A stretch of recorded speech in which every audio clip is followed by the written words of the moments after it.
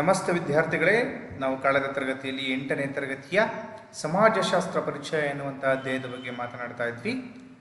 ಅದರಲ್ಲಿ ಸಮಾಜಶಾಸ್ತ್ರ ಅಂದರೆ ಏನು, ಅದು ಏನಿನ ಕುರಿತು ಅಧ್ಯಯನವನ್ನು ಮಾಡುತ್ತೆ, ಸಮಾಜಶಾಸ್ತ್ರಜ್ಞರಲ್ಲಿ ಬರ್ತಕ್ಕಂಥ ಪ್ರಮುಖ ಸಮಾಜಶಾಸ್ತ್ರಜ್ಞರು ಯಾರ್ಯಾರು, ಅವರು ನೀಡಿದಂಥ ವ್ಯಾಖ್ಯಾನಗಳ್ಯಾವು, ಸಮಾಜಶಾಸ್ತ್ರದ ಉಗಮ, ಅರ್ಥ, ಸ್ವರೂಪ, ಬೆಳವಣಿಗೆ, ವ್ಯಾಪ್ತಿ, ಹೀಗೆ ನಾನಾ ಅಂಶಗಳನ್ನು ಕುರಿತು ಮಾಹಿತಿಯನ್ನು ಪಡ್ಕೊಂಡಿದ್ರಿ. ಈಗ ಅದರ ಜೊತೆಗೆ ಸಮಾಜಶಾಸ್ತ್ರದ ಪ್ರಾಮುಖ್ಯತೆಯನ್ನು ಕುರಿತು ಚರ್ಚೆಯನ್ನು ಮಾಡ್ತಾ ಇದ್ವಿ. ಅದರಿಂದ ಮುಂದಿನ ಭಾಗವನ್ನು ಈ ತರಗತಿಯಲ್ಲಿ ಅಭ್ಯಾಸವನ್ನು ಮಾಡೋಣ. ಇದು ಮಾನವ ಸಮಾಜವನ್ನು ವೈಜ್ಞಾನಿಕವಾಗಿ ಅಧ್ಯಯನ ಮಾಡುತ್ತೆ. ಹಾಗಾಗಿ ಇದು ಪ್ರಾಮುಖ್ಯತೆಯನ್ನು ಪಡ್ಕೊಂಡಿದೆ. ವ್ಯಕ್ತಿತ್ವದ ಬೆಳವಣಿಗೆಗೆ ಪೂರಕ ಆಗುತ್ತೆ. ನೋಡಿ, ಇದರಿಂದ ಸಮಾಜಶಾಸ್ತ್ರದ ಒಂದು ಅಧ್ಯಯನ ಮಾಡೋದ್ರಿಂದ ವ್ಯಕ್ತಿತ್ವ ಅನ್ನುವಂಥದ್ದು, ಜ್ಞಾನ ಎನ್ನುವಂಥದ್ದು ಬೆಳವಣಿಗೆ ಆಗುತ್ತೆ ಅನ್ನುವಂಥದ್ದು ತಿಳ್ಕೊಬೇಕಾಗತ್ತೆ. ಹಾಗಾಗಿ ಪ್ರಾಮುಖ್ಯತೆಯನ್ನು ಪಡ್ಕೊಂಡಿದೆ.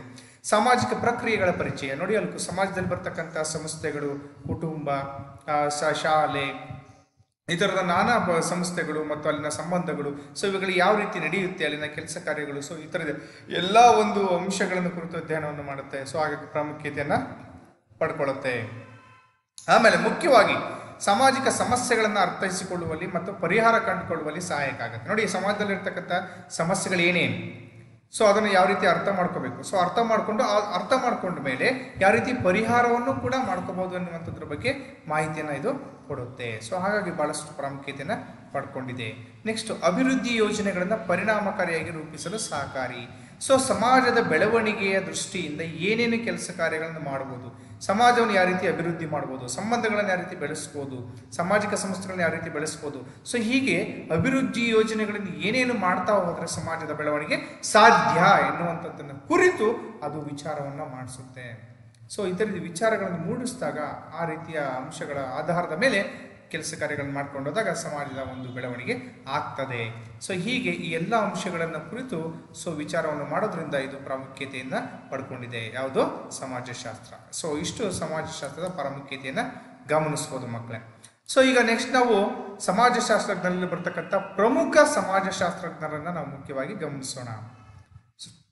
ಅದರಲ್ಲಿ ಮುಖ್ಯವಾಗಿ ಇವರು ಪಾಶ್ಚಾತ್ಯ ಸಮಾಜಶಾಸ್ತ್ರಜ್ಞರು ಅಂತ ಹೇಳಿ ಮುಖ್ಯವಾಗಿ ನಾವು ತಿಳ್ಕೊಬೇಕು. ಸ್ಟಾರ್ಟಿಂಗಲ್ಲಿ ಬರ್ತಕ್ಕಂಥದ್ದು ಅದರಲ್ಲಿ ಮುಖ್ಯವಾಗಿ ಬರ್ತಕ್ಕಂಥವ್ರೆ ಆಗಸ್ಟ್ ಕಾಮ್ಟೆ. ಇವರು ಬಹಳಷ್ಟು ಶ್ರೇಷ್ಠ ಚಿಂತಕರು ಹೌದು, ಸಮಾಜಶಾಸ್ತ್ರಜ್ಞರು ಹೌದು, ಬಹಳಷ್ಟು ಜ್ಞಾನಿಗಳು ಕೂಡ ಹೌದು. 1798ರಿಂದ 1857ರವರೆಗೆ ಇವರ ಕಾಲಾವಧಿ ಅಂತೇಳಿ ಗುರುತಿಸ್ತೇವೆ. ಇವರು ಆಗಸ್ಟ್ ಕಾಮ್ಟೆ ಒಬ್ಬ ಫ್ರಾನ್ಸಿನ ಮಹಾನ್ ಚಿಂತಕರು ಕೂಡ ಹೌದು, ಫ್ರಾನ್ಸ್ ದೇಶದವರು. ಇವರು ಮೊದಲ ಸಾಮಾಜಿಕ ತತ್ವಜ್ಞಾನಿಯಾಗಿ ನಮಗೆ ಕಂಡು ಬರ್ತಾರೆ. ಸಮಾಜವನ್ನು ಕುರಿತು ಅಧ್ಯಯನ ಮಾಡಿದಂಥ ಮೊದಲ ಸಾಮಾಜಿಕ ತತ್ವಜ್ಞಾನಿ ಅಂತ ಗುರುತಿಸ್ಬೋದು. ಇವರನ್ನ ನಾವು ಸಮಾಜಶಾಸ್ತ್ರದ ಪಿತಾಮಹ ಅಂತೇಳಿ ಇವರನ್ನ ಕರಿತೇವೆ. ನೆನ್ಪಿಟ್ಕೋಬೇಕು, ಒಂದು ಮಾರ್ಕ್ಸ್ ಕೇಳ್ತಾರೆ. ಸಮಾಜಶಾಸ್ತ್ರ ಪಿತಾಮಹ ಯಾರಾದ್ರೆ ಆಗಸ್ಟ್ ಕಾಮ್ಟೆ. ಯಾಕೆಂದ್ರೆ ಸಮಾಜಶಾಸ್ತ್ರವನ್ನ ಇವರು ವೈಜ್ಞಾನಿಕವಾಗಿ ಅಧ್ಯಯನವನ್ನ ಮಾಡಿ ಸಮಾಜಶಾಸ್ತ್ರಕ್ಕೆ ಒಂದು ವಿಜ್ಞಾನದ ಸ್ಥಾನಮಾನವನ್ನು ಕೊಡುವಲ್ಲಿ ಯಶಸ್ವಿಯನ್ನ ಆದಂಥವರು. ಹಾಗಾಗಿ ಇವರನ್ನ ಸಮಾಜಶಾಸ್ತ್ರ ಪಿತಾಮಹ ಅಂತ ಹೇಳ್ಕೊಳ್ತಾರೆ. ಸಮಾಜಶಾಸ್ತ್ರವನ್ನು ಕ್ರಮಬದ್ಧವಾಗಿ ತಿಳಿಸುವಂಥ ಪ್ರಯತ್ನಗಳನ್ನು ಇವರು ಮಾಡಿದ್ರು. ಇವರ ಒಂದು ಪ್ರಯತ್ನವನ್ನ, ಇವರ ಒಂದು ಜ್ಞಾನವನ್ನ, ಇವರ ಒಂದು ಸಮಾಜಶಾಸ್ತ್ರದ ಬಗೆಗಿನ ಅಧ್ಯಯನವನ್ನ ಬಹಳಷ್ಟು ಜನ ಇನ್ನುಳಿದಂತಹ ಸಮಾಜಶಾಸ್ತ್ರಜ್ಞರು ಇವರನ್ನು ಶ್ಲಾಘಿಸಿದ್ದಾರೆ, ಹೊಗಳಿದ್ದಾರೆ. ಅಂತ ಸಮರ್ಥನೆ ಮಾಡಿದ್ದಾರೆ. ಯಾಕೆಂದ್ರೆ ಅಷ್ಟು ಸರಿಯಾದಂಥ ಕೆಲಸ ಕಾರ್ಯಗಳನ್ನು ಸಮಾಜಶಾಸ್ತ್ರ ಅಧ್ಯಯನವನ್ನು ಮಾಡಿದ್ದಾರೆ ಎನ್ನುವಂಥ ದೃಷ್ಟಿಯಿಂದ ಹರ್ಬರ್ಟ್ ಸ್ಪೆನ್ಸರ್, ಮ್ಯಾಕ್ಸ್ ವೆಬರ್ ಮತ್ತು ಎಮಿಲಿ ಡರ್ಕಿಮ್ನಂತಹ ಪ್ರಮುಖ ಚಿಂತಕರು ಇವರನ್ನು ಶ್ಲಾಘಿಸಿ ಹೊಗಳಿದ್ದಾರೆ, ಇವರ ಕೆಲಸವನ್ನು. ಸಮಾಜಶಾಸ್ತ್ರದ ಬಗೆಗಿನ ಕೆಲಸವನ್ನು ಕುರಿತು ಹೊಗಳಿರ್ತಕ್ಕಂಥದ್ದನ್ನು ಗಮನಿಸಬಹುದಾಗ್ತದೆ. ಇಂತಹ ಈ ಮೇಲುಗಿರಿಯ ವ್ಯಕ್ತಿತ್ವವನ್ನು ಒಳಗೊಂಡಿರ್ತಕ್ಕಂಥ ಆಗಸ್ಟ್ ಕಾಮ್ಟೆ ಅವರು 1839ರಲ್ಲಿ ಪಾಸಿಟಿವ್ ಫಿಲಾಸಫಿ ಎನ್ನುವಂಥ ವಿಷಯವನ್ನು ಕುರಿತು ಸಾರ್ವಜನಿಕ ಉಪನ್ಯಾಸವನ್ನು ನೀಡುವಂತಹ ಸಂದರ್ಭದಲ್ಲಿ, ಯಾವುದು ಪಾಸಿಟಿವ್ ಫಿಲಾಸಫಿ ಎನ್ನುವಂಥ ವಿಷಯವನ್ನು ಕುರಿತು ಉಪನ್ಯಾಸ ನೀಡಬೇಕಾದಂಥ ಸಂದರ್ಭದಲ್ಲಿ ಮೊಟ್ಟ ಮೊದಲ ಬಾರಿಗೆ ಈ ಸಮಾಜಶಾಸ್ತ್ರ ಎನ್ನುವಂಥ ಪದವನ್ನು ಇವರು ಬಳಕೆಯನ್ನು ಮಾಡ್ತಾರೆ. ಅಲ್ಲಿಂದ ಸಮಾಜಶಾಸ್ತ್ರ ಎನ್ನುವಂಥದ್ದು ಬೆಳವಣಿಗೆ ಆಯಿತು. ಅಲ್ಲಿಂದ ಅತ್ಯುತ್ತಮವಾಗಿ ಬೆಳವಣಿಗೆಯನ್ನು ಕಂಡುಕೊಳ್ತಾ ಬಂತು ಎನ್ನುವಂಥದ್ದನ್ನು ನಾವು ಗಮನಿಸ್ಬೋದು. ಇವರ ಒಂದು ಪೂರ್ಣ ಹೆಸರು ಏನಪ್ಪ ಅಂದರೆ ಇಸಿಡೂರ್ ಆಗಸ್ಟ್ ಮೇರಿ ಫ್ರಾಂಕಾಯಿಸ್ ಜೇವಿಯರ್ ಕಾಮ್ಟೆ. ನೋಡಿ, ಇದರ ಸಂಪೂರ್ಣ ಹೆಸರು ನೆನ್ಪಿಟ್ಕೋಬೇಕು ಮಕ್ಕಳೇ. ಇಸಿಡೂರ್ ಆಗಸ್ಟ್ ಮೇರಿ ಫ್ರಾಂಕಾಯಿಸ್ ಜೇವಿಯರ್ ಕಾಮ್ಟೆ ಅಂತೇಳಿ. ಇವರು ದಕ್ಷಿಣ ಫ್ರಾನ್ಸ್ನ ಮೋಂಟ್ ಪೆಲಿಯರ್ ಎನ್ನುವಂತಹ ಒಂದು ಸ್ಥಳದಲ್ಲಿ 1798 ಜನವರಿ 19ರಂದು ಕ್ಯಾಥೋಲಿಕ್ ಪಂಗಡದಲ್ಲಿ ಇವರು ಜನಿಸ್ತಾರೆ. ಕ್ಯಾಥೋಲಿಕ್ ಅಂದರೆ ಅದು ಕ್ರಿಶ್ಚಿಯನ್ ಧರ್ಮದಲ್ಲಿ ಬರ್ತಕ್ಕಂಥ ಒಂದು ಪಂಗಡ. ಸೊ ಆ ಕ್ಯಾಥೋಲಿಕ್ ಪಂಗಡದಲ್ಲಿ ಇವರು ಜನಿಸ್ತಾರೆ. ಸೊ ಇವರು ಮೊದಲನೇ ಆರಂಭದಲ್ಲಿ ಇಂಪೀರಿಯರ್ ಎನ್ನುವಂತಹ ಶಾಲೆಯಲ್ಲಿ, ನೆನ್ಪಿಟ್ಕೋಬೇಕು, ಆ ಶಾಲೆಯಲ್ಲಿ ಆರಂಭಿಕ ಶಿಕ್ಷಣವನ್ನು ಮುಗಿಸಿ ಮುಂದೆ ಇಕೋಲ್ ಪಾಲಿಟೆಕ್ನಿಕ್ ಕಾಲೇಜಿನಲ್ಲಿ ಅಧ್ಯಾಪಕರಾಗಿ ಇವರು ಕಾರ್ಯವನ್ನು ಆರಂಭಿಸ್ತಾ ಬಂದರು. ಸೊ ಹೀಗೆ ಅತ್ಯುತ್ತಮ ಬೆಳವಣಿಗೆಯನ್ನು ಈ ವ್ಯಕ್ತಿತ್ವವನ್ನು ಒಳಗೊಂಡಿರ್ತಕ್ಕಂಥ ಆಗಸ್ಟ್ ಕಾಮ್ಟೆ ಅವರು ಸಮಾಜಶಾಸ್ತ್ರವನ್ನು ಅಧ್ಯಯನ ಮಾಡ್ತಾ ಬಂದರು. ಸೊ ಇವರು ಸಮಾಜಕ್ಕೆ ಮತ್ತು ಸಮಾಜಶಾಸ್ತ್ರಕ್ಕೆ ನೀಡಿದಂಥ ಪ್ರಮುಖ ಕೊಡುಗೆಗಳೇನೆನ್ನುವಂಥದ್ದನ್ನು ಈಗ ನೋಡ್ತಾ ಹೋಗೋಣ ಮಕ್ಕಳೇ. ಸೊ ಮೊದಲನೇದಾಗಿ ಪಾಸಿಟಿವ್ ಫಿಲಾಸಫಿ 1839, ಆಗ್ಲೇ ಹೇಳಿದೆ, ಬಹಳಷ್ಟು ಫೇಮಸ್ ಆದಂಥ ಪುಸ್ತಕ. ಆಮೇಲೆ ಪಾಸಿಟಿವ್ ಪಾಲಿಟಿ, ಇಲ್ಲಿದೆಯಲ್ಲ ಪುಸ್ತಕ, ಇಲ್ಲಿ ಕಾಣಿಸ್ತಾ ಇದೆಯಲ್ಲ, ಇದು 1851ರಲ್ಲಿ ಬರೆದಿರ್ತಕ್ಕಂಥದ್ದು. ಹ್ಯೂಮನ್ ರಿಲಿಜನ್, ಸೊ ಮಾನವ ಧರ್ಮಕ್ಕೆ ಸಂಬಂಧಪಟ್ಟಂಥದ್ದು 1857ರಲ್ಲಿ ಬರೆದಿರ್ತಕ್ಕಂಥ ಒಂದು ಪುಸ್ತಕ. ಸೊ ಇನ್ನೂ ಹಲವಾರಂಥ ಪುಸ್ತಕಗಳನ್ನು ಇವರು ಬರೆದಿದ್ದಾರೆ. ಅದರಲ್ಲಿ ಪ್ರಮುಖವಾದಂಥವುಗಳನ್ನು ನಾನು ಇಲ್ಲಿ ಕೊಟ್ಟಿದ್ದೇನೆ, ಇಲ್ಲಿ ತಿಳಿಸಿದ್ದೇನೆ ಮಕ್ಕಳೇ. ಸೊ ಇವುಗಳನ್ನು ನೆನ್ಪಿಟ್ಕೋಬೇಕು, ಕೊಡುಗೆಗಳು ಕೇಳ್ತಾರೆ, ಆಗಸ್ಟ್ ಕಾಮ್ಟೆ ಬಗ್ಗೆ ಕೇಳ್ತಾರೆ, ಟೋಟಲ್ ಆಗಿ ನೆನ್ಪಿಟ್ಕೋಬೇಕು ಮಕ್ಕಳೇ, ವೆರಿ ಇಂಪಾರ್ಟೆಂಟ್. ಸೊ ಇಂತಹ ಇವರು ಅನೇಕ ಪುಸ್ತಕಗಳನ್ನು ಬರೆದು ಒಳ್ಳೆಯ ಹೆಸರನ್ನು ಸಮಾಜಶಾಸ್ತ್ರಕ್ಕೆ ಕೊಡುಗೆಯನ್ನು ಇವರು ನೀಡಿದರು. ಇಂತಹ ಮೇರುಗಿರಿಯ ವ್ಯಕ್ತಿತ್ವವನ್ನು ಒಳಗೊಂಡಿರ್ತಕ್ಕಂಥ ಆಗಸ್ಟ್ ಕಾಮ್ಟೆ ಅವರು 1857 ಸೆಪ್ಟೆಂಬರ್ 5ರಂದು ತಮ್ಮ 59ನೇ ವಯಸ್ಸಿನಲ್ಲಿ ಇವರು ಮರಣವನ್ನು ಹೊಂದುತ್ತಾರೆ. ಸೊ ಈ ಒಟ್ಟಾರೆ ಹೇಳೋದಾದ್ರೆ ಇವರೊಬ್ಬ ಪ್ರಮುಖ ಸಮಾಜ ಶಾಸ್ತ್ರಜ್ಞ, ಚಿಂತಕ ಅಂತೇಳಿ ಇವ್ರನ್ನ ಕರೀಬಹುದು, ನೆನ್ಪಿಟ್ಕೋಬೇಕು ಇಷ್ಟನ್ನ. ಓಕೆ. ಸೊ ಮುಂದೆ ಇದಾದ ಮೇಲೆ ಕಾರ್ಲ್ ಮಾರ್ಕ್ಸ್ ನೆಕ್ಸ್ಟ್ ಬರ್ತಕ್ಕಂಥವ್ರು. ಇವರೊಬ್ಬ ಶ್ರೇಷ್ಠ ಚಿಂತಕ ಅಂತೇಳಿ, ಸಮಾಜಶಾಸ್ತ್ರಜ್ಞ ಅಂತೇಳಿ ಗುರುತಿಸ್ಕೊಳ್ತಾರೆ. ಇವರ ಕಾಲಾವಧಿ 1818ರಿಂದ 1883ರವರೆಗೆ ಇವರ ಕಾಲಾವಧಿ ಅಂತ ಗುರುತಿಸ್ತೇವೆ ಮಕ್ಕಳೇ. ಸೊ ಇವರು 19ನೇ ಶತಮಾನದಲ್ಲಿ ಬರ್ತಕ್ಕಂತಹ ವಿಶ್ವಮಾನ್ಯ ಸಾಮಾಜಿಕ ಚಿಂತಕ, ವಿಶ್ವಮಟ್ಟದಲ್ಲಿ ಹೆಸರನ್ನು ಗಳಿಸಿದಂಥವ್ರು ಸಮಾಜಶಾಸ್ತ್ರ ವಿಭಾಗದ.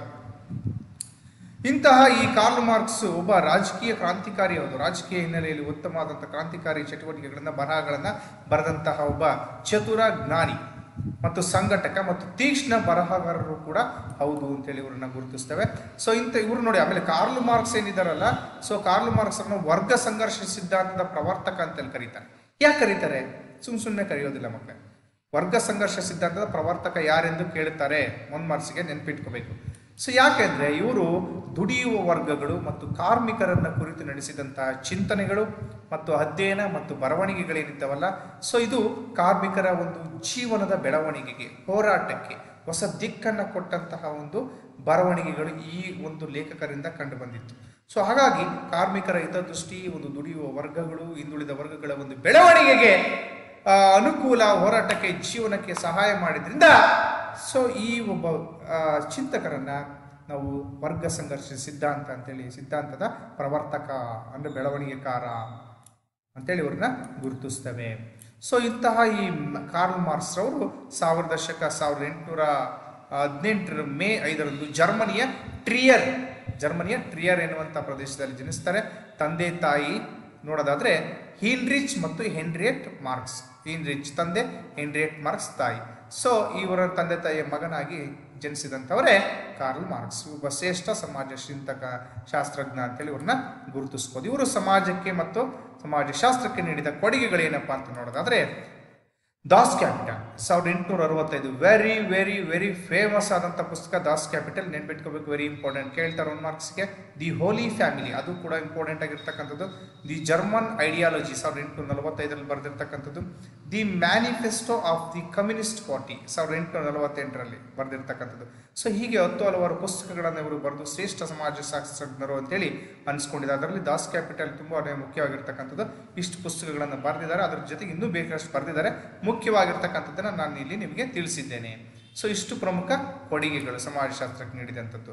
ಸೊ ಇಂತಹ ಕಾರ್ಲ್ ಮಾರ್ಕ್ಸ್ ರವರು ಮಾರ್ಚ್ 14, 1883ರಲ್ಲಿ ಮರಣವನ್ನು ಹೊಂದ್ತಾರೆ.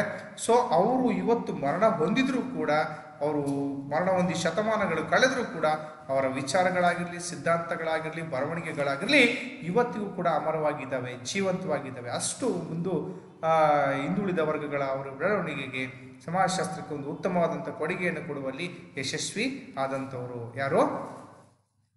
ಕಾರ್ಲ್ ಮಾರ್ಕ್ಸ್ ರವರು. ನೆಕ್ಸ್ಟ್ ನೋಡಿ, ಎಮಿಲಿ ಡರ್ಕಿಮ್, ಇವರೊಬ್ಬ ಶ್ರೇಷ್ಠ ಸಮಾಜ ಚಿಂತಕರು ಕೂಡ ಹೌದು. 1858 ಮತ್ತು 1917ರವರೆಗೆ ಇವರ ಕಾಲಾವಧಿ ಅಂತೇಳಿ ಗುರುತಿಸ್ಬೋದು ಮಕ್ಕಳೇ. ಸೊ ಎಮಿಲಿ ಡರ್ಕಿಮ್ ಇವರು ಕೂಡ ಅಷ್ಟೇ 19ನೇ ಶತಮಾನದಲ್ಲಿ ಕಂಡಂತಹ ಒಬ್ಬ ಫ್ರಾನ್ಸ್ನ ಮಹಾನ್ ಸಮಾಜಶಾಸ್ತ್ರಜ್ಞ, ಪ್ರಮುಖ ಸಮಾಜಶಾಸ್ತ್ರಜ್ಞರಾಗಿ ಕಂಡು ಬರ್ತಾರೆ. ಇವರು ಫ್ರಾನ್ಸ್ ದೇಶದವರು, 19ನೇ ಶತಮಾನದಲ್ಲಿ ತುಂಬ ಹೆಸರನ್ನ ಮಾಡಿದಂಥವ್ರು ಇವರು. ಸೊ ಈ ಆಗಸ್ಟ್ ಕಾಮ್ಟ್ ಅವರನ್ನ ನೋಡಿ, ಆಗಸ್ಟ್ ಕಾಮ್ಟ್ ಏನಿದಾರಲ್ಲ ಅವ್ರನ್ನ ಸಮಾಜಶಾಸ್ತ್ರದ ಪಿತಾಮಹ ಅಂತೇಳಿ ಕರೆದ್ರೆ, ಎಮಿಲಿ ಡರ್ಕಿಮ್ ಎಲ್ಲೇ ಕಾಣಿಸ್ತಾ ಇದಾರಲ್ಲ ಫೋಟೋಗಳನ್ನು ನೋಡ್ತಾ ಇರಬೇಕು ಮಕ್ಕಳೇ ನೀವು.